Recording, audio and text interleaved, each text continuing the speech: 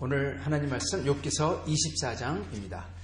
24장 받들어 읽도록 하겠습니다. 어찌하여 전능자는 때를 정해놓지 아니하셨는고. 여기 때는 심판입니다. 어찌하여 전능자는 심판때를 정해놓지 아니하셨는고. 그를 아는 자들이 그의 날을 보지 못하는고.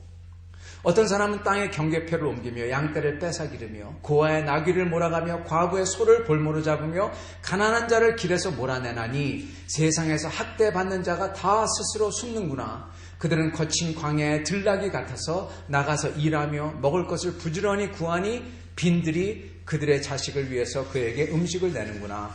밭에서 남의 꼴을 베며 악인이 남겨둔 포도를 따며 의복이 없어 벗은 몸으로 밤을 지내며 추워도 덮을 게 없으며 산중에서 만난 소나기에 젖으며 가릴 게 없어 바위를 안고 있느니라.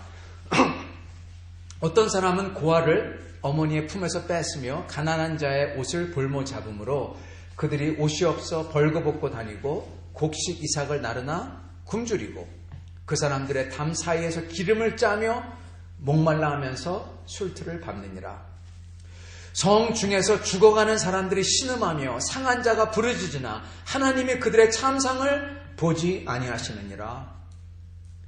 또 광명을 배반하는 사람들이 이러하니 그들은 그 도리를 알지 못하며 그 길에 버무르지 아니하는 자라. 사람을 죽이는 자는 밝을 때 일어나서 학대받는 자나 가난한 자를 죽이고 밤에는 도둑같이 되고 간음하는 자의 눈은 저물기를 바라며 아무 눈도 나를 보지 못하리라 하고 얼굴을 가리며 어둠을 틈타 집을 뚫는 자는 낮에는 잠그고 있으므로 광명을 알지 못하나니 그들은 아침을 죽음의 그늘같이 여기니 죽음의 그늘이 두려움을 알미니라. 그들은 물 위에 빨리 흘러가고 그들의 소유는 세상에서 저주를 받나니 그들이 다시는 포도원 길로 다니지 못할 것이니라. 22절입니다. 그러나 하나님이 그의 능력으로 강포한 자들을 끌어내시나니 일어나는 자는 있어도 살아남을 확신은 없으리라. 하나님은 그에게 평안을 주시며 지탱해 주시나 그들의 길을 살피시도다. 그들은 잠깐 동안 높아졌다가 천대를 받을 것이며 잘려 모아진 곡식 이삭처럼 되리라. 가령 그렇지 않을지라도 능히 내 말을 거짓되다고 지적하거나 내 말을 헛되게 만들 자 누구랴. 아멘. 네. 오늘 말씀은 그 1절과 12절로 갈립니다. 1절 욥이 말하는 거죠. 욥이 뭐라 할까요? 탄식이죠. 탄식. 불평보다는 탄식이죠. 어찌하여 전능자는 때를 정해놓지 아니하셨고, 때라는 것은 심판의 때 또는 하나님이 다시 오시는 날, 재림하는 날이죠. 이 구약 당시는 여호와 하나님이 오시는 날은 무시무시한 날입니다. 심판의 날입니다. 우리도 주님이 다시 재림할 때 우리는 주님 얼굴을 뵙고 기쁜 날이지만은 모든 이들에게는, 죄인들에게는 심판의 날이죠. 무시무시한 날이죠. 그래서 그 날을 얘기하는 겁니다. 어찌하여 전능자는 때를 정해놓지 아니하셨는고, 하나님의 진짜 때를 정해놓지 않았다는 게 아니라 적어도 때를 정해놔서 우리가 알 수 있는 그러한 정해놓음을 하지 않으셨다. 그 얘기입니다. 그래서 탄식을 하는 게, 왜 전능자는 그 때를 정해놓지 아니하셨는고, 그를 아는 자들이 그의 날을 보지 못하는고, 그를 아는 자들, 우리죠. 하나님의 백성들이 그의 날, 그 심판의 날, 보응의 날, 그리고 우리를 구원하는 날을 보지 못하게 하셨느냐? 네, 탄식이에요. 하나님이 그 날을 모르겠다. 그런 다음에 2절부터 이 나쁜 사람들의 얘기가 나오죠. 경계표를 옮기고 과부의 소를 가져가고 가난한 자를 짓밟고, 그리고 가난한 사람들은 남의 밭에서 꼴을 베면서 배가 고프고, 곡식을 베지만 자기 배는 고프고, 남의 포도주는 밟으면서 자기는 목말라 하고, 쭉 나오죠. 그럼 술투를 받는다. 그렇게 쭉 탄식한 다음에 실상, 현실이 이렇습니다. 그런 다음에 12절에 또 탄식이 나옵니다. 성 중에 죽어가는 사람들이 신음하며 상한 자가 부르짖으나 하나님이 그들의 참상을 보지 아니하시느니라. 이런 불쌍한 사람들, 이런 일들이 일어나는데 하나님이 그거를 안 보신다. 하나님 뭐라 하지 않는다. 그러는 거예요. 하나님이 나쁜 놈들 심판하지 않는다. 약한 사람들 구해주지 않는다. 그러는 거죠. 그게 1절에 똑같이 나오고 비슷한 거죠. 전능자를 어찌하여 때를 정해놓지 심판의 날을 정해놓지 않고, 그리고 믿는 사람들이 그 날을 왜 못 보냐, 못 보게 하셨냐. 그리고 12절에도 비슷하게 사람들이 이렇게 죽어가며 신음하지만은 하나님이 듣지도 보지도 않고 응답하지 않는다. 그러면서 그 사이사이에는 나쁜 사람들 이야기가 쭉 나옵니다. 나쁜 사람들 이렇게 하고 그것 때문에 불쌍한 사람들 이렇게 당하고 있다. 그런 다음에 22절에 이제 희망이 나오는데, 그러나 하나님이 그 강포한 자들을 끌어내시고, 그러면서 하나님께서는 그들의 길을 살피고 잠깐 동안 높아졌지만은 잘려 모아진 곡식 이삭, 시편 1장이죠. 그러니까 곡식 다 수확한 다음에 남은 그 껍데기처럼 날아간다 그러죠. 그것처럼 되리라. 그렇게 끝을 맺습니다. 적어도 여기서는. 자, 이게 오늘 24장의 내용입니다. 오늘 말씀 제목은요, 욥의 가슴 아파함 또는 의인, 욥과 예수님의 외침입니다. 의인 가로치고 욥과 예수님의 외침입니다. 가슴 아파함, 외침, 의인의 외침. 자, 오늘 24장은요, 사실은 23장, 저희가 저번 주 봤던 23장과 같이 묶어서 봐야 됩니다. 23장에 뭐가 나옵니까? 23장에 욥이 이렇게 얘기하죠. 내가 23장에 혹시 여러분 기억나시는지 모르겠는데 23장에 보면은 내가 왼쪽으로 가도 하나님이 안 계시고, 그죠? 보죠. 내가 앞으로 가도 그가 아니 계시고 뒤로 가도 보이지 아니하며 그가 왼쪽에서 일하시나 내가 만날 수 없고 오른쪽으로 돌이키시나 배울 수 없구나. 그렇게 말하죠. 즉 23장에서 뭘 얘기하냐? 어떻게 하면 하나님을 만나서 하소연하고 답을 들을 수가 있을까? 하고 싶은데 도저히 그게 안 된다. 그래 얘기죠. 앞으로 가도 안 계시고 뒤로 가도 안 보이고 왼쪽에서 일하고 계시지만은 내가 돌아보면은 만날 수가 없고 오른쪽에서 일하고 계시는데 내가 돌아봐도 만날 수 없고 그러죠. 그럼에도 불구하고 욥은 하나님이 자기를 구해주실 구원자요. 그리고 하나님께서는 자기를 가장 선한 곳으로 인도하실 견인자 되신다. 구원자와 견인자. 혹시 기억나시는 분 있겠습니다. 구원자 되시고 견인자가 되신다. 23장에서 고백했습니다. 자, 이렇게 23장에서 자기가 주님을 찾지만 실제로 자기가 주님을 찾지만 주님을 찾지도 못하겠고 느끼지도 못하겠다. 이걸 고백했죠. 그럼에도 불구하고 나는 나의 구원자 되시는 주님 그리고 나를 끝까지 인도하실 견인자 되시는 주님을 믿습니다. 그 믿음을 굳게 세워요. 그런 다음에 오늘 24장에 뭐라고 합니까? 24장에 그런 다음에 불평 아닌 불평 탄식을 하고 있는 것입니다. 뭐라고 합니까? 그렇게 믿음을 세운 다음에 근데 왜 어찌하여 전능자는 심판의 날을 정해놓지 않고 그리고 그의 백성이 그 날을 보지 못합니까? 그러는 겁니다. 내가 23장에서 보니까 주님이 역사하시고 계시나 안 보여요. 그렇지만 내 구원자와 견인자 되시는 주님을 믿습니다. 근데 주님은 그 심판의 날을 안 보여주십니까? 왜 역사하지 않습니까? 이렇게 물어보는 거예요. 자, 지금 욥은 자기의 믿음을 먼저 세워놓은 다음에 23장에 그런 다음에 오늘 24장에서 내가 주님을 믿지만 그 믿음 속에서 느끼는 믿음을 가지고 있기 때문에 어쩌면 느끼는 원망과 불평의 이유들 그 사실들을 다 내쏟는 겁니다. 여러분 하나님의 존재를 안 믿으면요 이 불평을 하겠습니까? 안 해요. 왜? 전능한 신이 없는데 이 세상은 약육강식의 세상인데 내가 먼저 속이고 내가 먼저 잡아먹으면 그러면 땡이지. 그러면 그게 장땡이지. 그게 최고지. 내가 힘쓰면 되지. 저 약자들, 약한 놈들이나 저렇게 불평하지. 나는 쎄. 나는 다 가졌어. 네. 하나님의 심판했다. 뭐 이런 거 얘기 안 해요. 여러분 왜 불평을 하느냐? 왜 탄식을 하느냐? 하나님을 믿기 때문에 그러는 겁니다. 그죠?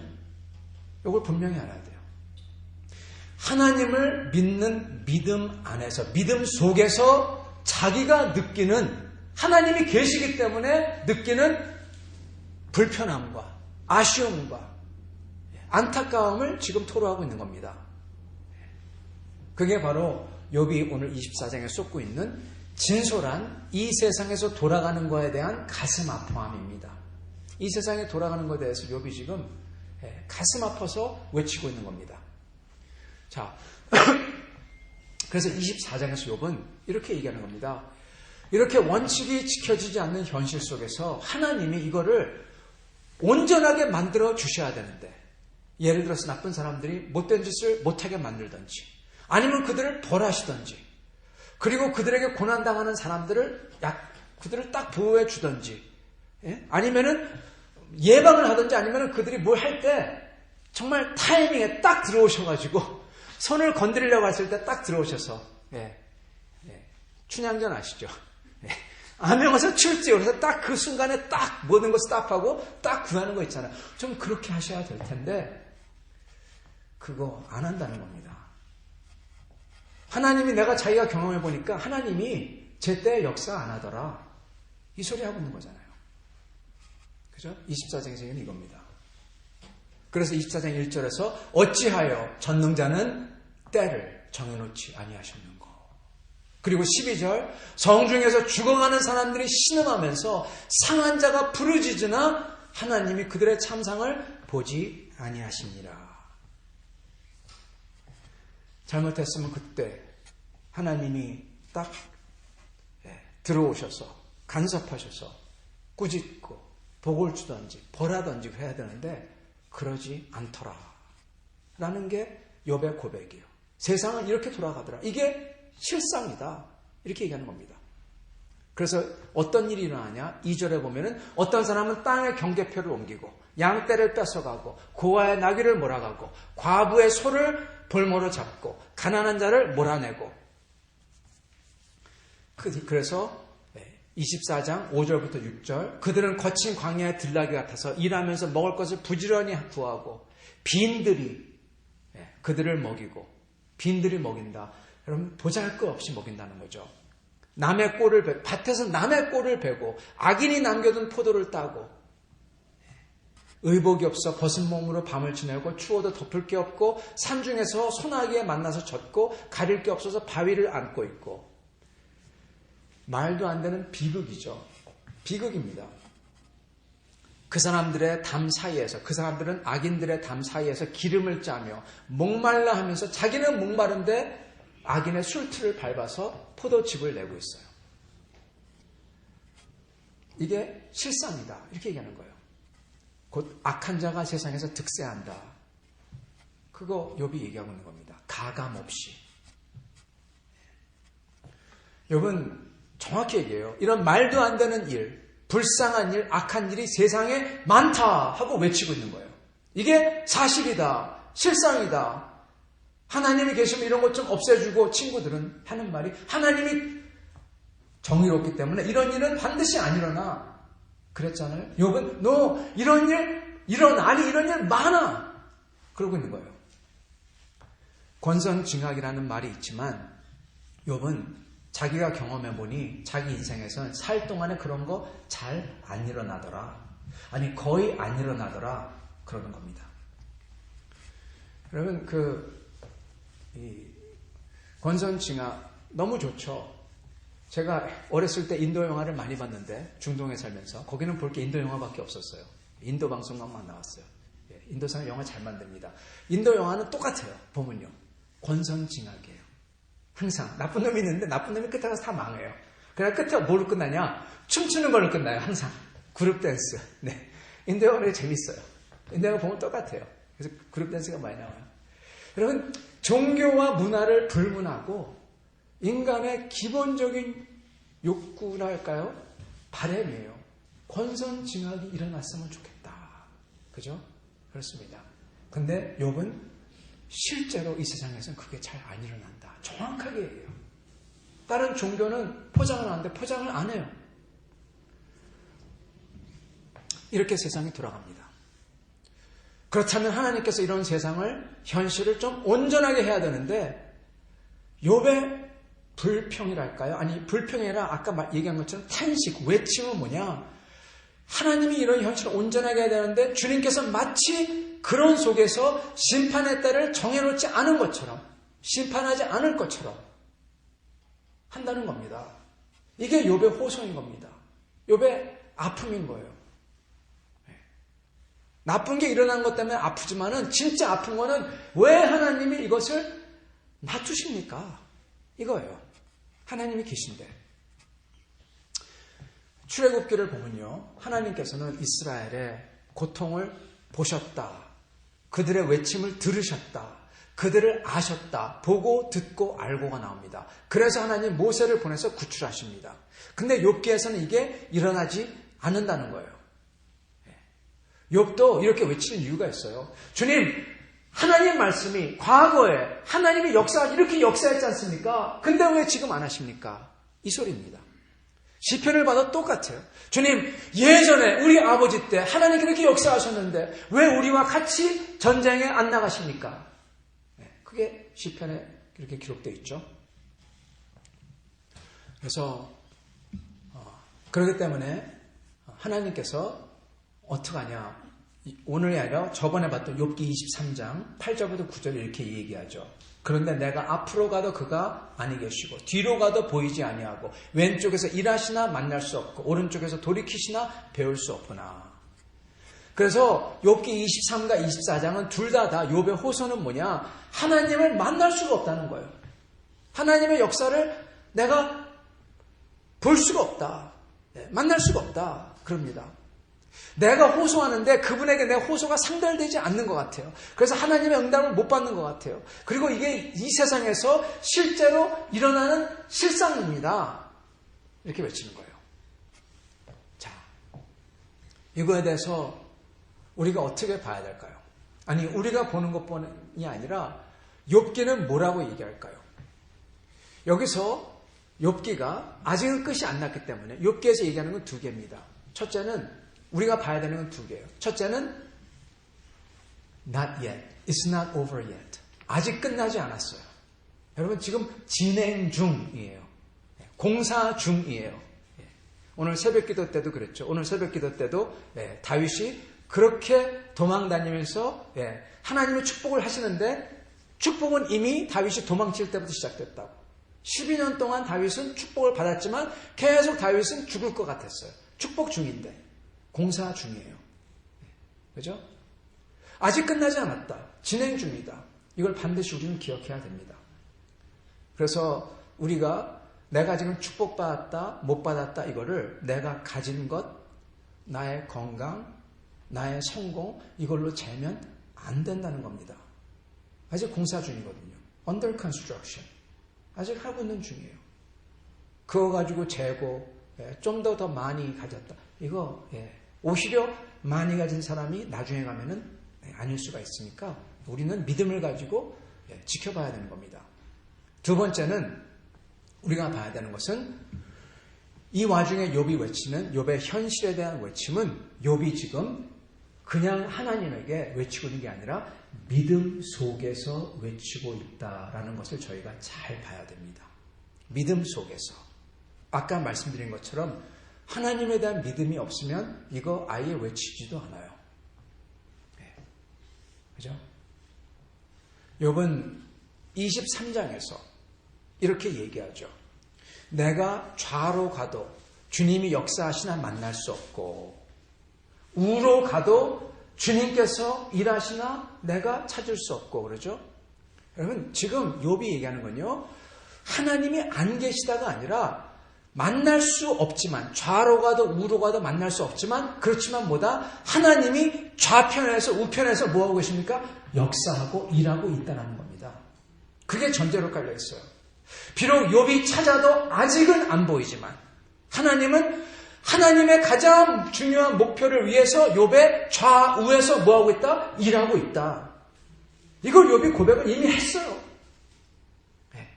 그리고 그걸 위해서 하나님은 자기가 하나님이 허락하지 않는 일은 일어나지 않는다. 이게 전제로 쫙 깔려 있어요.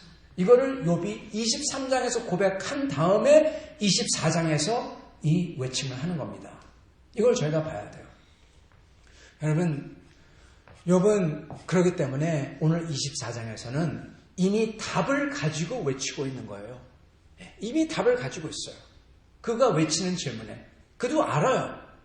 그 답은 비록 이게 왜 이렇게 불의가 득세하고 죄 없는 사람들이 고난받고 이거를 설명하고 답해주지는 못하지만 그렇지만 이해를 뛰어넘은 답이 있긴 있어요. 그거는 하나님의 가장 선하시고 궁극적인 목표가 뜻이 있다. 그래서 그걸 이루기 위해서 지금 당장 우리는 그것을 못 보고 그리고 못 들을 수가 있다라는 겁니다. 그럼 이거를 잠깐 설명을 하자면요. 만약에 일을 하고 있는데 근데 당장 우리가 뭐 사달란다고 그거 사주고 그러면은 큰일이 그르쳐요. 당뇨를 앓고 있어요. 당뇨 고치기 위해서 어떻게 합니까? 그러면 금식해야 되겠죠. 단 거 먹으면 안 되겠죠. 근데 단 거 엄청나게 먹고 싶어요. 단 거 안 먹으면 죽을 것 같아요. 그래서 단 거 달래요. 단 거 주면은 다 망쳐버리죠. 비슷합니다. 그렇게 생각하시면 될 것 같습니다. 제 생각에는 그렇습니다. 하나님의 가장 큰 목표가 있는데 우리의 기도와 소원과 이거를 하나님이 들어주지 않을 때가 있는데 왜냐? 가장 중요한 것을 이루기 위해서. 그래서 주님은 가장 선한 것을 위해서 일하고 계시고 욥의 좌우에서 일하고 계시고 우리도 마찬가지고 그리고 이것을 이루는 것을 절대로 바꾸지 않는다는 거예요. 성도 여러분, 성도의 견인이라고 하죠. 뭐를 위해서 하나님이 견인합니까? 솜사탕을 위해서 견인하지 않아요. 하나님은 우리가 가장 하나님께서 뜻하신 가장 중요한 목표를 위해서 견인하고 있어요. 그렇다는 겁니다. 이게 바로 욥기 23장과 24장의 이야기인 것입니다. 성도 여러분, 인간의 우리의 삶의 어려움과 고난은, 믿는 사람의 삶 속에 있는 어려움과 고난은 이런 겁니다. 하나님은 신비로우세요. 우리가 하나님을 안다고 하지만 결코 다 알 수가 없어요. 특히 하나님의 뜻은 우리가 헤아릴 수가 없어요.